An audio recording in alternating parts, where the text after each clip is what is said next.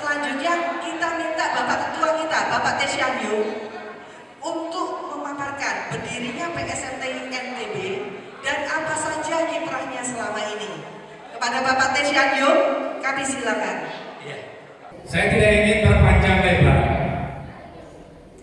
Tadi diminta untuk memaparkan bagaimana berdirinya PSMTI di NTB dan juga bagaimana kiprah PSMTI NTB selama ini.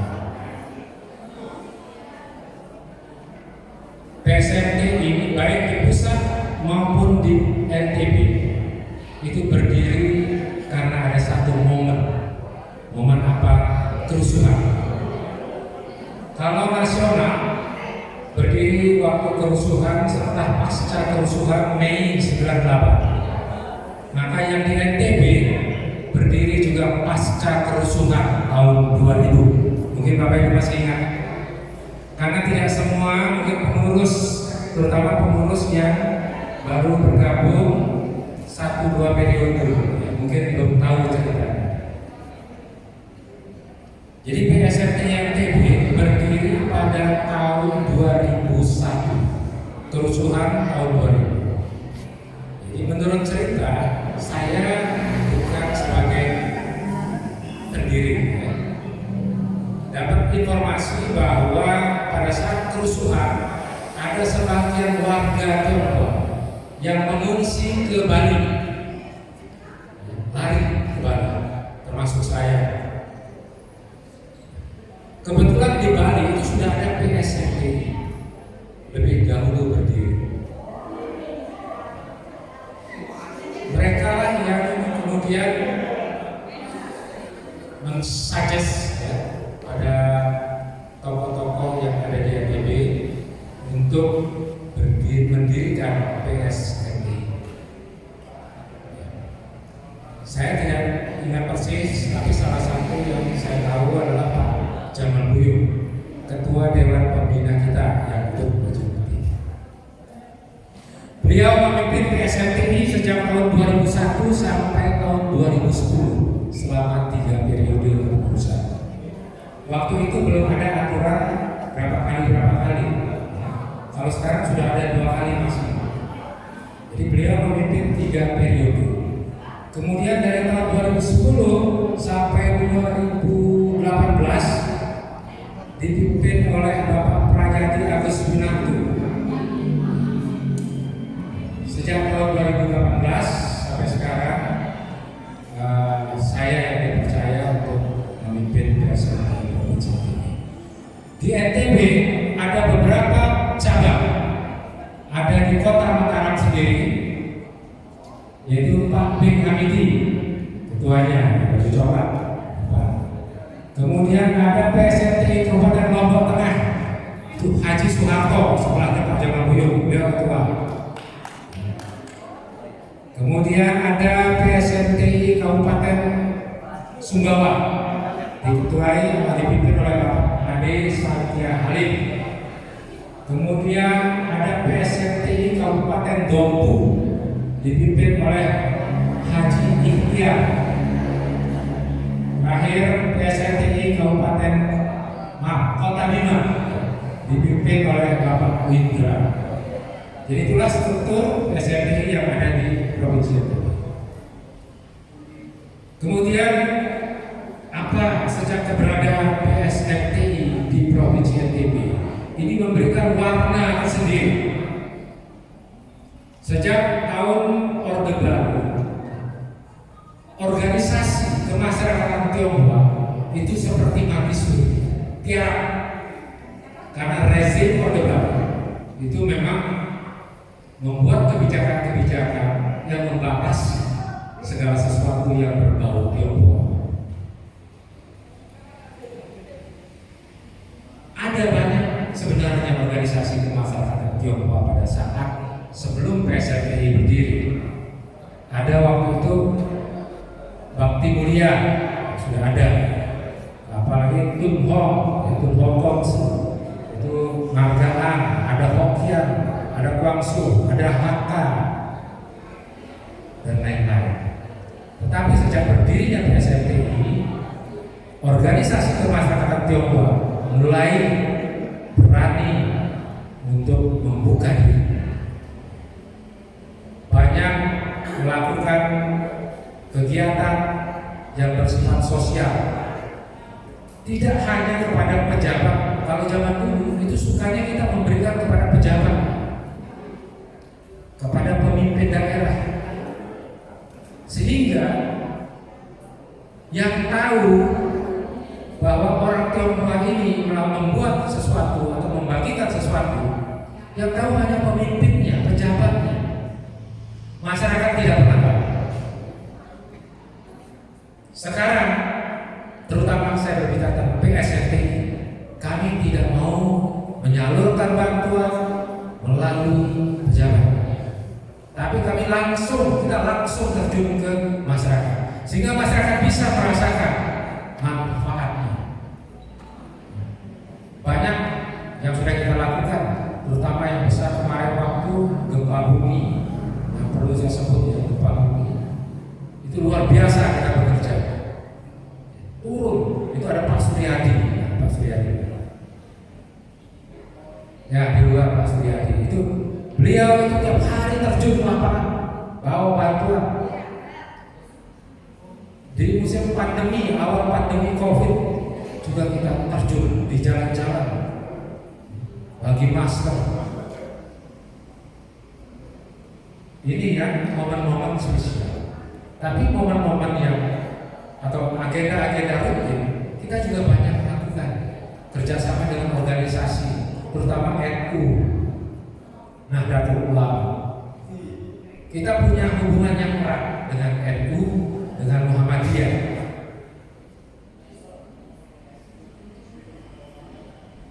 Saat ini kegiatan yang masih berjalan, memang pandemi ini banyak.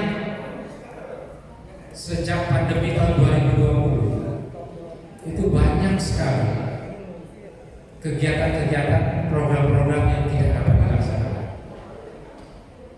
Banyak sekali. Yang masih aktif bergerak adalah hanya bidang sosial, yang kebetulan dikomandani oleh Pak Angga Jaya Saputra. Tepuk tangan untuk Pak Angga. Beliau ini luar biasa.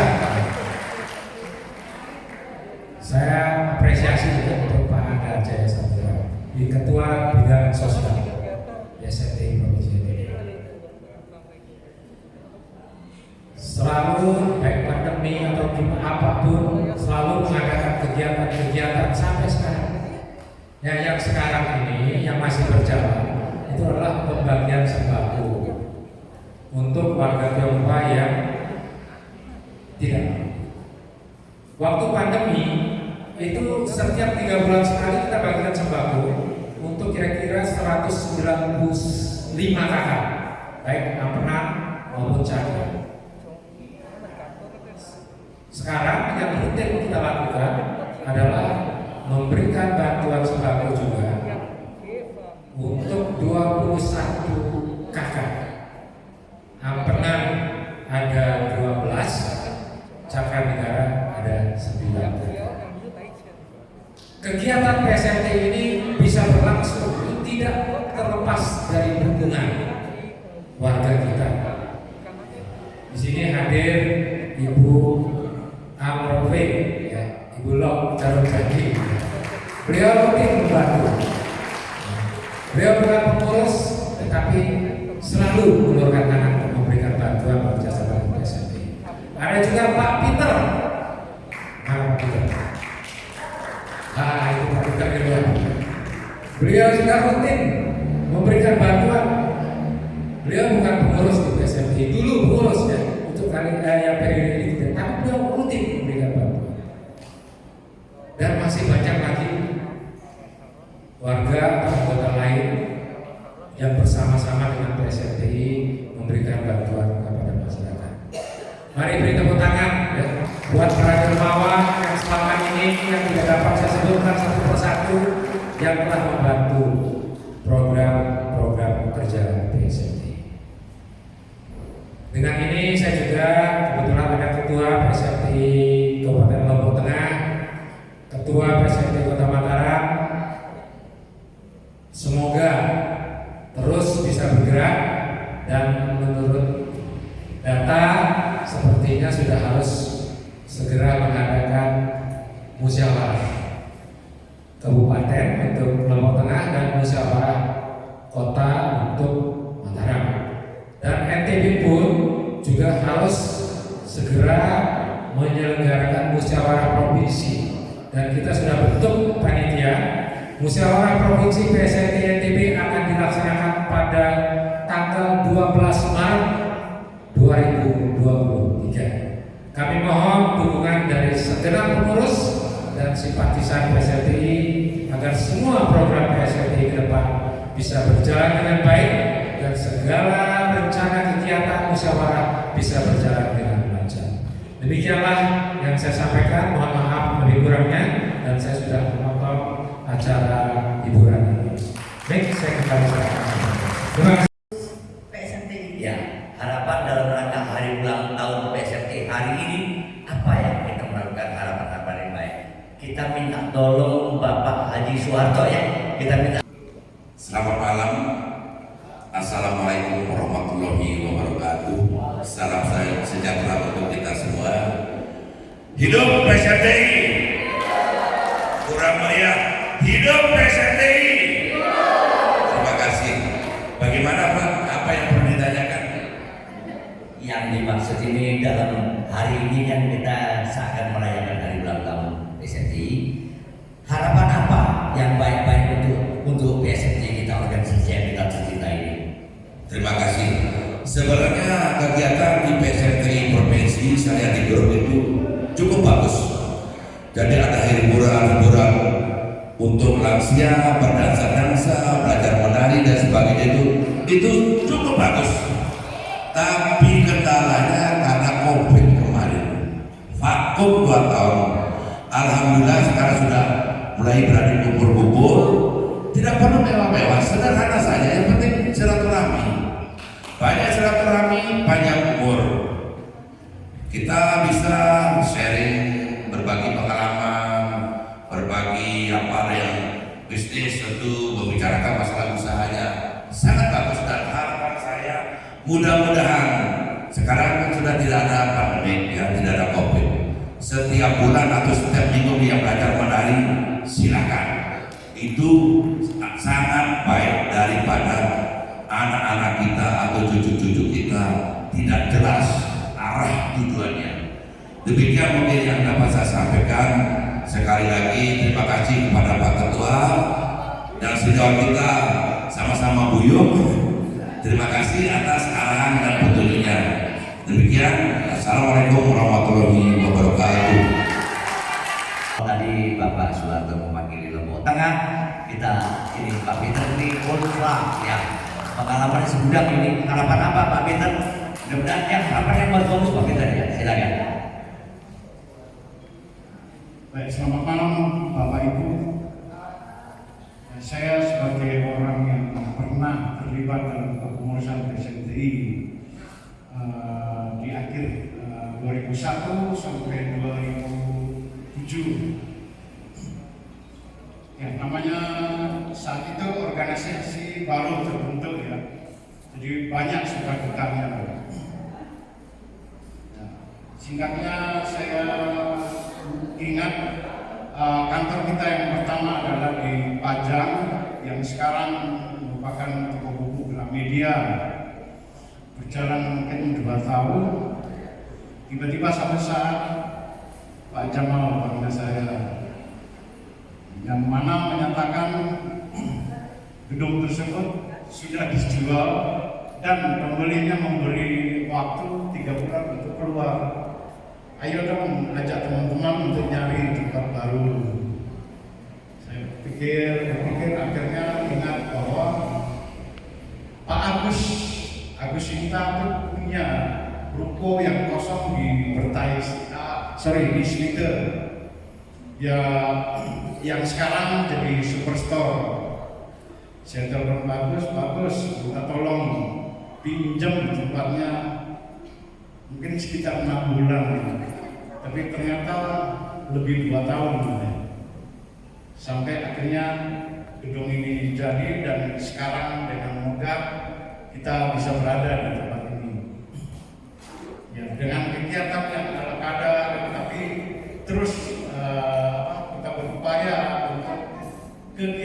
sosial itu terus ada. Banyak kegiatan yang salah satu saya ingat itu paling fenomenal dengan dukungan Pak Stephen. Pak Stephen, saya ingat Bapak nyumbang saya 3 kasur untuk diberikan kepada warga yang betul-betul saat itu susah karena tidur hanya beralaskan kardus. Juga ada yang memberi dukungan saya, ya itu keliling minta siapa yang bisa rela atau menyumbang supaya ada kegiatan. Saya masih ingat ada yang kasih saya itu 20.000, tapi ya dengan 20.000 ada 50.000, akhirnya banyak kegiatan yang bisa kita lakukan. Pengalaman saya dulu, saya berharap bahwa PSMTI yang sekarang bisa banyak berbuat yang lebih baik dari yang dulu. Mungkin pengurus yang sekarang ya, kita ingat bahwa PSMTI, nah S ini jangan lupa bahwa S sosial itu kalau terus ada kegiatan, ada aktivitas, maka organisasi itu dianggap hidup. Dan barusan juga ngobrol dengan Pak Stephen, ya kita jangan fokus saja di bidang sosial, tapi juga pembangunan dan pembentukan karakter masyarakat kita, terutama warga kita. Ya, saya berharap ke depan semua kegiatan PSMT akan lebih baik dan mencapai tujuan yang lebih bagus, lebih luas. Itu aja, terima kasih, selamat malam. Terima kasih kepada Pak Peter. Bapak Jaya Agrawan, kami silakan Pak. Ya, selamat malam, salam sejahtera untuk kita semuanya. Yang saya hormati Ketua, ada Dewan Penasehat, Dewan Pembina, Pak Ketua, kemudian pimpinan cabang Pak Ping, kemudian ada Pak Suwarno ya. Mungkin saya baru tidak lama ikut di BSMTI, jadi banyak yang saya belum ketahui namanya maupun karena kesibukan yang sangat yang masih harus saya tangani sehingga saya belum bisa aktif. Waktu saya diminta bergabung sama Pak Agus, kemudian Pak Ping, saya sebenarnya menolak karena saya ada sampaikan bahwa saya belum siap. Tapi saya diminta walaupun belum siap tetap diminta untuk gabung. Nah, saya menyadari sampai saat ini pun saya belum punya waktu yang lebih untuk bisa hadir. Ini pun hari ini saya hadir, baru hari ini saya putuskan bahwa saya bisa ikut hadir malam ini. Ya, karena masih ada yang saya urus yang harus saya selesaikan. Nah, ini intern dari saya sendiri.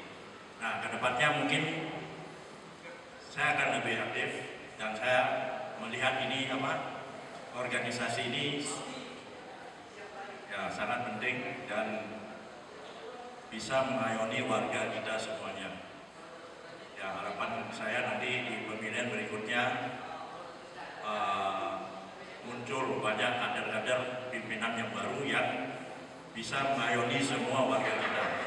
Ya, itu saja harapan saya. Terima kasih. Selamat malam. Sudah beberapa harapan, jadi kita semua berharap kemajuan untuk PSMTI yang sudah ulang tahun ke-24 ya, untuk berkiprah yang masa depan lebih. Kalau anak umur 24 udah dewasa. Wis dewasa. Wis dewasa. Oh, benar. Ojo dibanding-bandingin. Ojo dibanding-bandingin. Makanya PSMT ini luar biasa.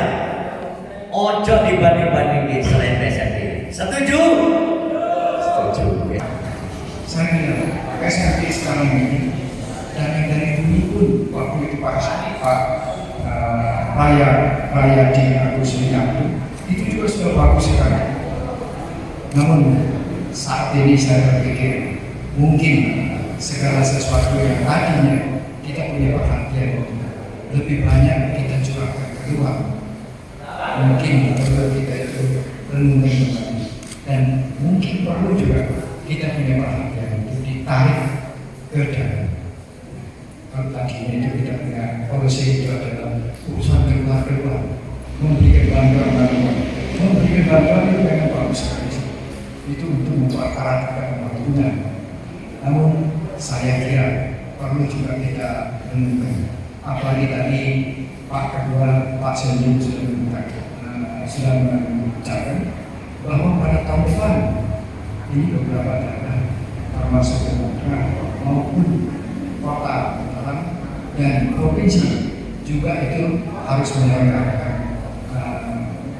pergantian antar waktu. Ini tadinya diharapkan bahwa banyak kita punya kader-kader yang berkompeten supaya bisa maju. Saya pikir saya sudah banyak berbincang-bincang. Kebanyakan itu mengatakan bahwa anak muda sekarang ini kurang mau mengambil tanggung jawab.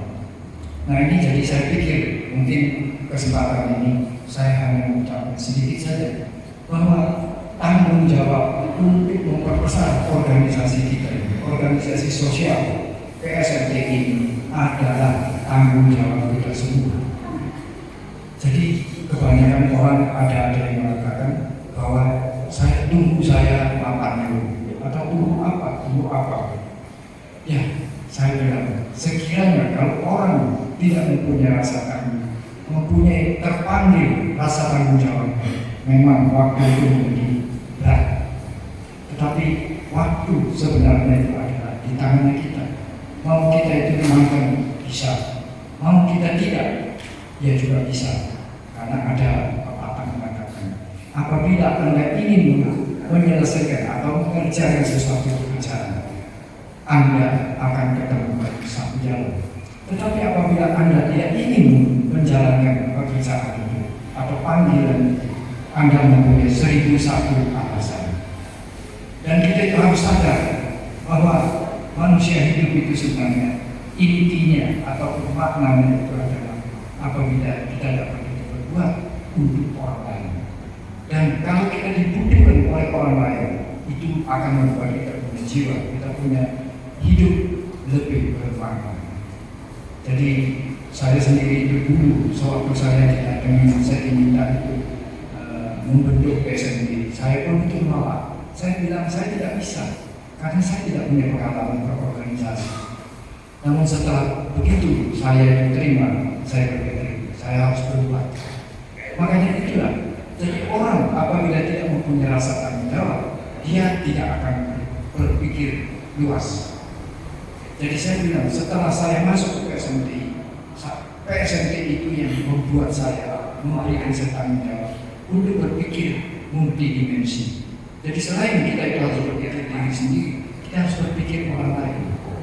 Nah itu jadi membuat saya itu menjadi lebih dewasa, lebih bila mengambil sesuatu langkah, saya lebih banyak berpikir. Bukan saya kepentingan saya, kepentingan lebih banyak orang. Nah itulah. Jadi saya mengimbau, saya juga pun mengharapkan kita punya anak-anak muda itu mengambil tanggung jawab. Jangan lepas tanggung jawab. Karena membesarkan organisasi sosial PSMT ini adalah tanggung jawab kita bersama. Sekian saya tidak banyak berbicara karena nanti kalau banyak saya berbicara nanti menghambat ataupun memotong waktu-waktu. Terima kasih.